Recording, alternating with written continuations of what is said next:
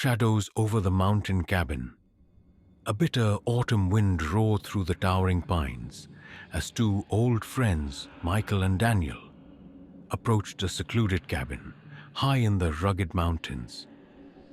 The cabin, a weather-beaten relic from another era, stood isolated on a rocky outcrop, its wooden facade scarred by years of relentless winters and forgotten memories. An uneasy silence blanketed the area, broken only by the constant whisper of wind and the distant cry of a lone owl. They had come seeking refuge from the bustle of city life, craving solitude and a brief escape into nature's raw embrace.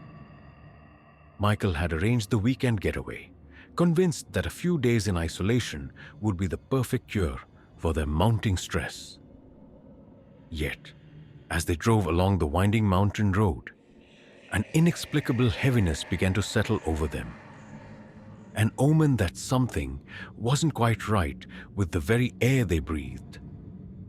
Upon arrival, the friends set down their bags in a dimly lit foyer where the only source of illumination was the weak glow of a single oil lamp. Outside, the twilight bled into darkness, and a dense fog began to envelop the cabin. The once inviting silence now felt oppressive, as though the forest itself was holding its breath.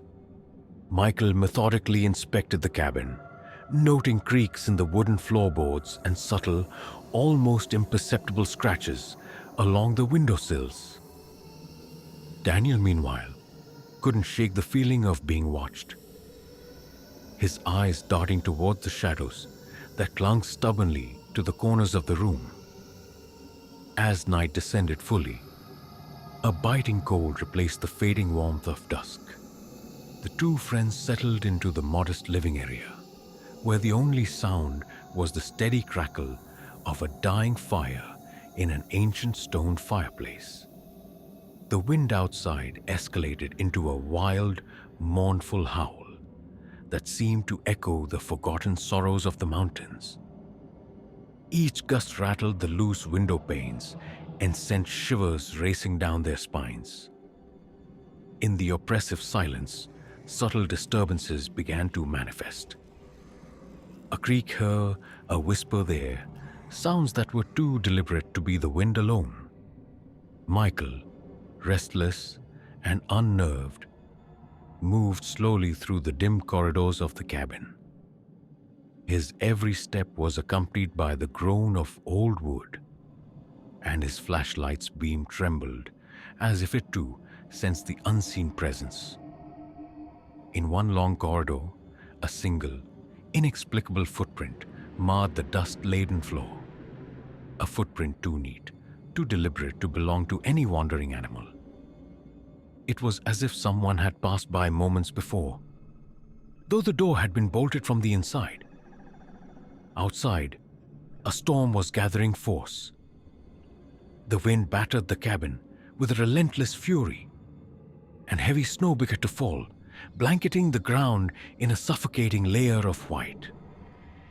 The landscape, once vaguely familiar, was now transformed into a surreal and hostile wilderness. The tempest seemed to seep into every crevice of the cabin, intensifying the pervasive dread. There was no escaping the feeling that the very walls of the cabin harbored dark secrets, secrets left behind by a previous inhabitant whose fate had long since been shrouded in mystery. Throughout the long night, the boundary between reality and nightmare blurred. Michael's persistent exploration of the cabin's nooks and crannies revealed unsettling details. Faded, cryptic messages scrawled on the back of an old mirror, and dusty leather-bound journals recounting tragic events that had taken place on these very grounds decades ago. Daniel, unable to sleep, sat rigidly in a worn armchair by the fireplace, his eyes fixed on the shadows dancing on the walls. Every so often, a low, almost inaudible murmur would emanate from somewhere deep within the cabin, as if unseen voices were engaged in hushed, mournful conversation. The tension escalated as midnight approached. The once familiar cabin seemed to twist into something malevolent, its corridors elongating into labyrinths of dread. Michael, compelled by a mix of curiosity and terror, ventured out to inspect the back of the cabin. The front door, secured tightly against the storm, left him no option but to exit through a small, back entry he barely remembered from previous visits. Outside, the world was a swirl of wind, snow, and darkness. The crunch of his footsteps in the fresh snow was unnervingly loud in the otherwise oppressive silence. As he moved further from the safety of the cabin, Michael became aware of an inexplicable presence stalking him from the periphery of his vision. Shadows seemed to shift of their own accord among the trees, and the cold air carried an unmistakable scent of decay. Every step was accompanied by a deepening sense of foreboding, as though the mountains themselves were warning him to return. In that moment, the storm's fury was not the only threat. The whispers of something unseen grew louder in his mind, echoing a dire message that he dared not fully comprehend. Back inside, Daniel felt an intensification of the sinister energy. The fireplace's glow dimmed inexplicably, and the air grew thick with a palpable malevolence. A distant thud against the cabin's exterior reverberated through the walls, causing the very structure to shudder. Daniel's pulse pounded in his ears as he stared at the door, half expecting it to burst open at any moment. The silence was so complete that the sound of his own ragged breathing seemed intrusive. He recalled the journal entries Michael had discovered earlier, accounts of a previous resident's descent into madness, driven by an unexplainable presence that had haunted the cabin for years. Minutes stretched into agonizing eternities as both friends grappled with their terror in isolation. Michael, still outside, fought against an overwhelming urge to flee. Yet every rational thought urged him to find answers. In the distance, barely visible through the relentless flurry of snow, he glimpsed what appeared to be a figure standing motionless among the trees. The figure's outline was blurred, its features indistinct, a spectral apparition that exuded a cold, unyielding malice.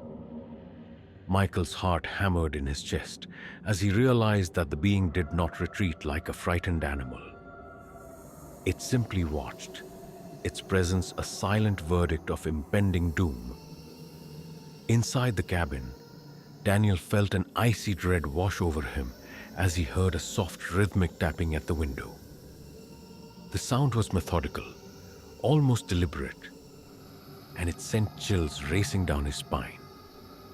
Though words were few, the unspoken communication between the two friends, each isolated in their own chamber of terror, was palpable.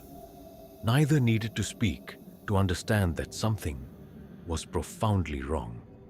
The storm reached a fever pitch, and the relentless wind now carried with it a chorus of disembodied murmurs. The cabin's ancient timbers creaked and groaned as if burdened by unseen hands. In those moments, the isolation of the cabin transformed from a welcome respite into a suffocating trap. Michael's earlier resolve gave way to a desperate need to retreat, yet the landscape outside was unrecognizable. A swirling, hostile white void that swallowed every familiar landmark. Finally, as if compelled by a force beyond mortal comprehension, Michael turned back toward the cabin. The journey in reverse was no less harrowing. Every step was a battle against the paralyzing dread that sought to root him to the spot. The spectral figure he had seen seemed to drift at the edge of his vision.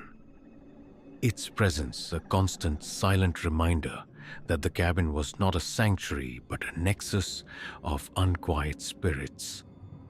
Back within the cabin's fragile walls, Daniel awaited Michael's return with a heavy heart. The oppressive quiet had taken on the weight of unshed secrets, and every creak of the floorboards felt like a prelude to something terrible.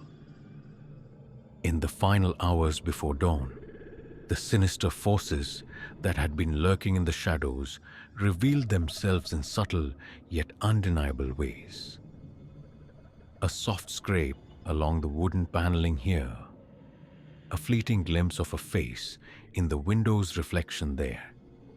When at last the first pale light of dawn broke through the darkened sky, it did little to dispel the lingering terror.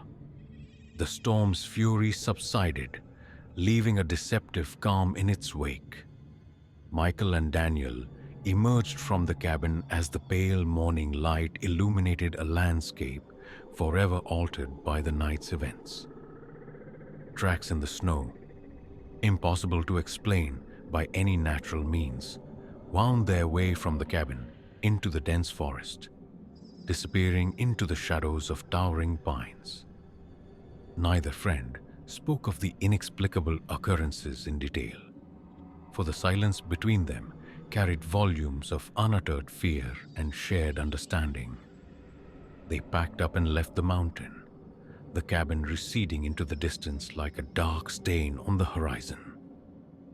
Yet, even as the road unwound before them, the memories of that relentless night lingered, a reminder that some places harbor secrets too ancient and malevolent to be forgotten. In the quiet moments that followed their departure, both Michael and Daniel found themselves haunted by the same recurring image, that of a faceless figure standing at the edge of the forest, its presence as undeniable as the chill in the autumn air. The mountain cabin, with all its dark history and spectral whispers, had left an indelible mark on their souls, a mark that would forever blur the line between the living and the dead, between reality and nightmare. And so, as the miles between them and the haunted cabin grew, so too did the lingering question: what force had reached out from the depths of those ancient pines to disturb their peace? The answer, lost to the whispers of the wind and the silent testimony of the snow-covered trails, remained as elusive and ominous as the specter that had watched them through the long, terrifying night.